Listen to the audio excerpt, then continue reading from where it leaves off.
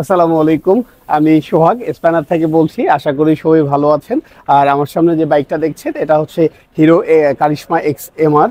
আর এটা হচ্ছে 210 CC.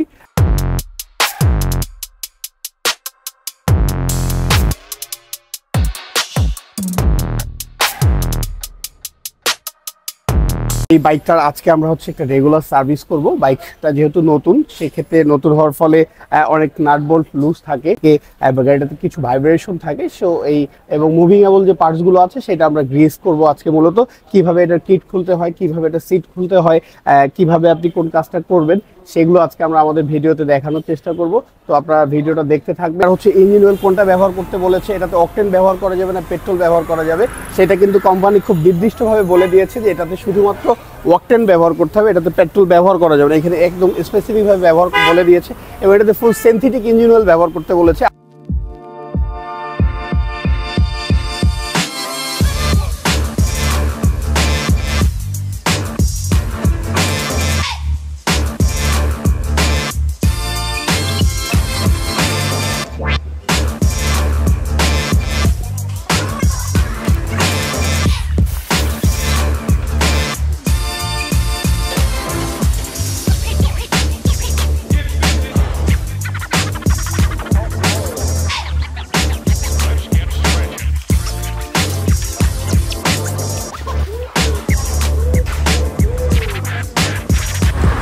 XMR 210 এটার টুল বক্সের মধ্যে আপনি একটা এলএনকি দেখতে পাবেন। এটা স্পেশাল টুলস হিসাবে আমি বলবো, কারণ এটা সব সার্ভিস সেন্টার আপনি পাবেন না বর্তমান। কারণ এই মডেলের নাট হোলগুলো খুব একটা ব্যবহার করেনি অন্য বাইকগুলোতে। তো এটাতে যেহেতু ব্যবহার করেছে, সেক্ষেত্রে সেজন্য এক্সট্রা একটা এলএনকি কোম্পানি দিয়ে দিয়েছে এক্সট্রা হিসাবে। তো আপনি এটার যখন ব্যাটারি কাভারটা খুলতে যাবেন, তখন আপনার এই লিঙ্কিটা প্রয়োজন হবে। তো আপনি এটা যতটা সম্ভব সংরক্ষণ করা যায় সংরক্ষণ করে রাখবেন, কারণ আপনার এমার্জেন্সি মুহূর্তে আপনি আপনার ব্যাটারির যে কাভারটা আছে, ব্যাটারিটা রিমুভ করতে চাইলে এই লিঙ্কিটা আপনার প্রয়োজন হবে। তখন আপনি এটা দিয়ে এই নাটটা খুলে ব্যাটারিটা দেখতে পাবেন, এবং ব্যাটারি যদি রিমুভ করতে হয়, আপনি ব্যাটারি রিমুভ করে চার্জ বা রিপ্লেস করে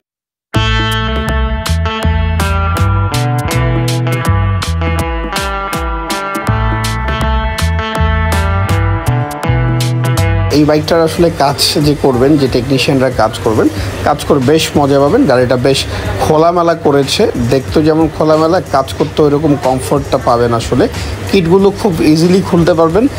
কিছু স্ক্রু দেওয়া আছে, স্ক্রুগুলো খুলে বাম সাইডে টান দিলে লকগুলো খুলে বের হয়ে আসবে খুব স্মুথলি। আপনি স্মুথলি খুলে স্মুথলি ফিটিং করতে পারবেন। সিভিয়ারের মতোই অনেকটা বলা যায়। আর সব মিলে গাড়িটার লুক যেমন করেছে, ভিতরের ম্যাটেরিয়ালসগুলো ওইরকমই করেছে।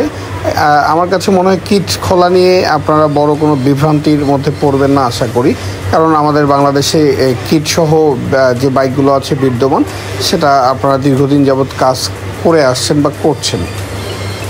ওকে, তো এইভাবে ডান সাইড বাম সাইড দুই সাইডের কিটটা খুলতে হবে। আপনি কিট খুলে নেওয়ার পরে এরকম দেখতে পাবেন, রেডিয়েটার, হেড, সিলিন্ডার সব কিছু দেখা যাবে, ভিজিবল হয়ে যাবে। এরপরে বামটা খুলে ফেলবে। এক্সএমআর 210 বাইকটা আসলে কেমন, অনেক রাইডার ভাইরা আমাকে এসে জিজ্ঞাসা করেন। যেহেতু আমি বাইক রিলেটেড কাজ করি, দীর্ঘদিন যাবত এই বাইকের সাথে জড়িত আছি, প্রায় 20 বছরের মতো হবে। সার্ভিস জগতে আছি, বাইক নিয়ে কাজ করছি, বাইক নিয়ে আমার চিন্তা ভাবনা করি আসলে টুকটাক। তো সেই জায়গা থেকে আমাকে অনেকে প্রশ্ন করেন যে হিরো এক্সএমআর 210 বাইকটা আসলে কেমন। তা আমি অবশ্যই তাদেরকে বলি যে বাইকটা অত্যন্ত ভালো, আপনারা নিঃসন্দেহে নিতে পারেন। যখন এই কথাটা বলে ফেলি, ঠিক তখনই তাদের রিয়াকশনটা থাকে, শখ ভাই বাইকটার তো সাউন্ড প্রচণ্ড লেভেলের খারাপ, অনেক লাউড, শুনতে খুবই খারাপ লাগে। তো আমি আজকে তাদের এই কনফিউশনটা দূর করার জন্য ভিডিওটা করছি। আপনারা এর আগে বাংলাদেশে হায়ার সিসির সাথে খুব একটা পরিচিত নন। আমরা মোটামুটি 150 থেকে 160 সিসি বাইকগুলো বাংলাদেশে দেখেছি এর আগে। আমাদের বাংলাদেশে 210, 250 এগুলো নতুন এসেছে মাত্র কিছুদিন হলো। তো যার ফলে আমরা এই বাইকটার সাথে পরিচিত নই। আমি বেশ কিছুদিন আগে ইন্ডিয়াতে গিয়েছিলাম, যাওয়ার পরে কিছু বাইক দেখেছি। সেই বাইকগুলোর সাউন্ড আসলে সবগুলো কোম্পানিরই একই রকম, যত সিসি বাড়ে তত ইঞ্জিনের সাউন্ডটা একটু লাউড হয়, আপনার এক্সজস্টের সাউন্ডটা একটু লাউড হয়। আপনার কাছে মনেই হবে যে আসলে বাইকটার ইঞ্জিনের সাউন্ড অনেক খারাপ। আপনি যে হিরো এক্সএমআর 210 যে বাইকটা আছে, এটা স্টার্ট করে সাইলেন্সারের এক্সজস্টের যে পিছনে পাইপটা আছে একটু কাপড় দিয়ে চেপে ধরে দেখবেন ইঞ্জিনের মধ্যে সাউন্ড নেই বললেই চলে, একদম স্মুথ একটা সাউন্ড। হ্যাঁ, এইটাকে এইভাবে আসলে তৈরি করেছে কোম্পানি। আপনি যত হায়ার সিসির দিকে যাবেন তত একটু লাউড হবে সাউন্ড। একটা বাইককে আসলে শুধু সাউন্ড দিয়ে বিবেচনা করা যাবে না যে বাইকটা কেমন। হ্যাঁ, বাইকটার সার্বিক দিক আপনাকে দেখতে হবে, বাইকের ব্রেকিং সিস্টেম কেমন, টায়ারগুলো কি ব্যবহার করেছে, বাইকের হচ্ছে আপনার পারফরমেন্স কেমন, টপ স্পিড কেমন, তেল কস্ট কেমন, তারপর হচ্ছে প্রাইজিংটা কত, আসলে অন্য বাইকের তুলনায় প্রাইস কত, সব কিছু সমন্বয় করে আপনি একটা বাইককে ভালো বা খারাপ হিসাবে নির্ণয় করতে পারেন আমার কাছে মনে হয়। তো অবশ্যই আমার কাছে যে বাজেট এই বাইকটা দেখেছি 4 লাখ বা 4 লাখ সামথিং এই বাইকটার প্রাইস, সেই বাজেট অনুযায়ী বাইকটা যা করেছে, যে লুক দিয়েছে, যে পারফরমেন্স দিয়েছে, টপ স্পিড বলেন, ব্রেকিং বলেন, উইথ এভিএস করেছে, ডাবল চ্যানেল এভিএস, সব মিলে আমি বাইকটাকে ভালোই বলবো। এবং যারা ইউজ করছেন আশা করি তারা কিছুদিন চালানোর পরে অবশ্যই একই কথাই বলবেন যে না, বাইকটা অত্যন্ত ভালো। এবং যারা এখন পর্যন্ত বলেছেন যে বাইকের সাউন্ড ভালো না বা অন্যান্য বিষয়গুলোর কথা বলেছেন, তারাও একটা পর্যায়ে সহমত প্রকাশ করবে। আপনারা যারা নতুন বাইক কিনে ফেলেছেন অথবা কিনবেন, সেটা যে কোনো ব্র্যান্ডের হতে পারে, যে কোনো কোম্পানির হতে পারে, কেনার পরে প্রথম যে কাজটা করাবেন সেটা হচ্ছে বাইকটা কোনো একটা সার্ভিস সেন্টারে নিয়ে যাবেন। যদি সুযোগ বা সময় থাকে একটা রেগুলার সার্ভিস করায় নেবেন, অথবা যদি সেটা সম্ভব না হয়, সময় না থাকে, সেক্ষেত্রে অবশ্যই আপনি আপনার বাইকের পুরো নাট বোল্ট যা আছে সবগুলো একটা প্রপার চেক করে নেবেন।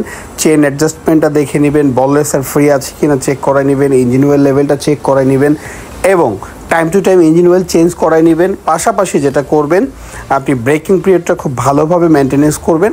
আশা করি আমি যে আপনার বাইকটা খুব ভালো সার্ভিস দিবে, আপনি একটা স্মুথ রাইডিং এক্সপিরিয়েন্স পাবেন আসলে যখন আপনি বাইকটা রাইড করবেন। তো অবশ্যই এটা আপনাদের জন্য পরামর্শ, আশা করি এটা একটু খেয়াল করবেন, সেক্ষেত্রে আপনার বাইক ভালো থাকবে। আরেকটা জিনিস বিশেষভাবে বলে রাখি, আপনি যখন আপনার নতুন বাইক বা পুরাতন বাইক সকালে স্টার্ট করার পরেই সঙ্গে সঙ্গে থ্রোটলটা দিবেন না, মিনিমাম 2-3 মিনিট 4 মিনিট অপেক্ষা করবেন। ফ্রি অবস্থায় থ্রোটল না দেওয়াই সবচেয়ে বেটার। হ্যাঁ, যখন আপনি ফ্রি অবস্থায় থ্রোটল দিবেন সেক্ষেত্রে আপনার ইঞ্জিনের ক্ষতি হতে পারে। ভাইজোর নিয়ে কথা বলবো, কেন এই বাইকটাতে আসলে ভাইজোর এক্সটেনশনের একটা ব্যবস্থা রেখেছে, কি কারণে রেখেছে আমি আসলে এখন পর্যন্ত জানি না। কেন এক্সটেনশন করা যায়, কেন শর্ট করা যায়, আসলে এটার বৈজ্ঞানিক কোনো কারণ আছে কিনা, কোনো বিশ্লেষণ আছে কিনা, সেটা আমি জানবার চেষ্টা করব এবং জেনে এটা নিয়ে আরেকটা ভিডিওতে আমি কথা বলবো। টাঙ্কি খোলার সময় অবশ্যই একটু খেয়াল রাখতে হবে, এখানে যে ফুয়েল ফিল্টারটা দিয়েছে সেই ফুয়েল ফিল্টারের যে লকটা আছে খুব সুন্দরভাবে খুলতে হবে, যাতে করে ফুয়েল ফিল্টারটা কোনোভাবে ভেঙে না যায়। আপনি একজন বাইকার হিসেবে আপনার কিছু দায়িত্ব আছে, ছোট ছোট বিষয়গুলো আপনি একটু দেখবেন। যখন আপনার বাইকের কাজ করবে, যে টেকনিশিয়ান কাজ করবে, তাকে একটু ফলো আপ করবেন, সেক্ষেত্রে আপনার বাইকের কোনো দুর্ঘটনা বা কোনো ভেঙে যাওয়ার, কোনো নষ্ট হয়ে যাওয়ার সম্ভাবনা একেবারেই কম থাকবে। আসলে এয়ার ফিল্টার কিন্তু বাইকের একটা গুরুত্বপূর্ণ অংশ। আপনাকে মনে রাখতে হবে, এয়ার ফিল্টার যদি ক্লিন না থাকে সেই ক্ষেত্রে আপনার বাইকের তেল বেশি খাবে, পারফরমেন্স অনেকটাই কমে যাবে। পাশাপাশি আপনার বাইকের যে সিলিন্ডার, পিস্টন, অন্যান্য পার্টসগুলো আছে দ্রুত নষ্ট হয়ে যাওয়ার একটা সম্ভাবনা থাকে। তো আপনি বুঝবেন কিভাবে আপনার বাইকের এয়ার ফিল্টারটা দ্রুত নষ্ট হয়ে গিয়েছে, জ্যাম হয়ে গিয়েছে। এই জিনিসগুলো বোঝার জন্য সহজ একটা আমি উপায় বলে দিই আপনাকে, সেটা হচ্ছে আপনি কি ধরনের রাস্তায় বাইকটা রাইড করছেন সেটা একটু খেয়াল করবেন। যে এলাকাগুলোতে বা যে রাস্তাগুলোতে প্রচুর ডাস্ট থাকে, ধুলাবালি থাকে, সেই এলাকাতে যদি আপনি কন্টিনিউ বাইক রাইড করেন, সেক্ষেত্রে দ্রুত সময়ের মধ্যে আপনাকে এয়ার ফিল্টারটা ক্লিন করায় নিতে হবে। ওকে, আপনি ক্লিন করায় নেবেন এবং আপনি 5,000 পর বা 7,000 পরে আপনি এয়ার ফিল্টারটা রিপ্লেস করে ফেলবেন। অর্থাৎ অবস্থা দেখে ব্যবস্থা নেবেন। আপনি যে সার্ভিস সেন্টারে যাচ্ছেন ওনারা দেখলেই বুঝতে পারবে যে এটা আসলে চেঞ্জ করতে হবে না, এটা আপনি ওয়াশ করে বা ক্লিন করে, হাওয়া মেরে ক্লিন করে এটা আবার চালাতে পারবেন। হ্যাঁ, অবশ্যই এয়ার ফিল্টারের দিকে একটা স্পেশাল নজর রাখতে হবে আপনাকে।